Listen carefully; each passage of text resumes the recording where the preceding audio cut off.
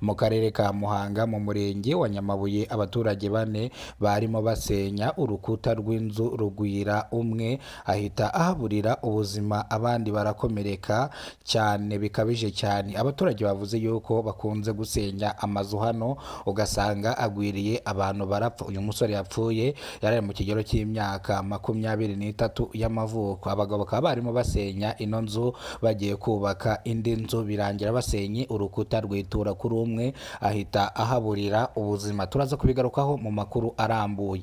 Reka makuru yacu tuyerekeze mu karere ka Gasabo mu murenge wa Nduba. Hari abaturage bo mu murenge wa Nduba mu karere ka Gasabo bavuga ko babangamirwa no kubona nta serivisi n'imwe ya leta babona bitewe n'uko batanditse mu indangamimerere kandi bashaje abandi bageze no mu zabukuru.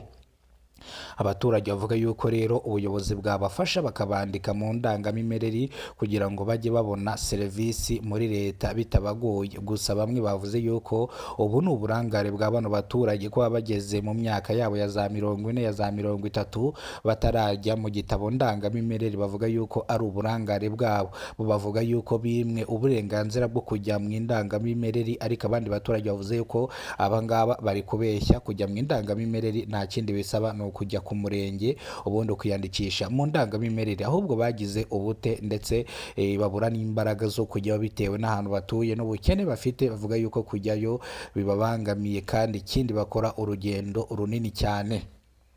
Ni incamake y'amakuru. Nimba aribwo bwa mbere ugeze kuno muyoboro wa Kidasamura TV Rwanda, kora subscribe ufungura inzogera kugira ngo uzajye ubasha kubona amakuru mu gihugu cy'u Rwanda kandi yizewe. Reka amakuru yacu tuyarambure tuhita tuyahera mu karere ka Muhanga mu murenge wa Nyamabuye.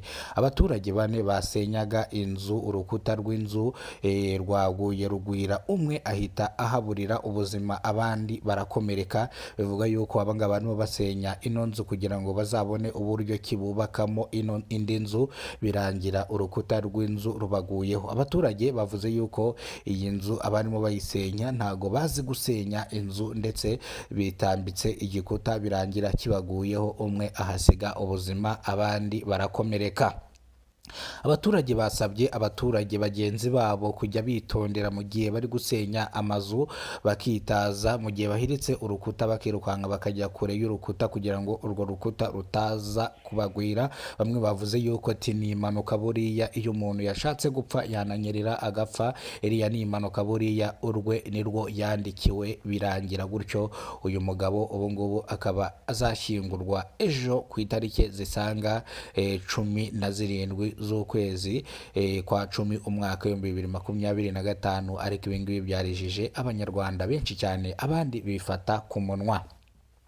Nanone reka amakuru yacu hite tuyakomereza mu karere ka Gasabo mu murenge wa Nduba. Hari abaturage bo mu murenge wa Nduba mu karere ka Gasabo bavuga ko babangamirwa no kuba nta serivisi n'imwe ya leta babona bitewe no kuba batanditse mu ndangamimerere. Bikavuga yuko nta serivisi bajya babona muri leta kubera ko batanditse mu ndangamimerere.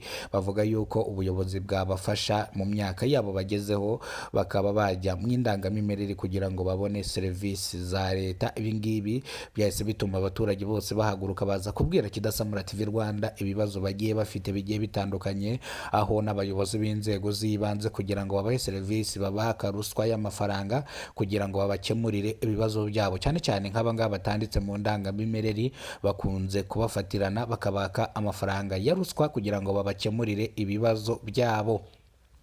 Ibingibi abaturage bakaba bavuze ngo bakeneye ubutabera kugira ngo ibingibi cyangwa amakosa nk'aya ngaya atazigera yongera kubaho. Turabashimiye rero bantu mwari mukurikiranye ino YouTube channel Kidasamura TV Rwanda, mwe mwakoze subscribe.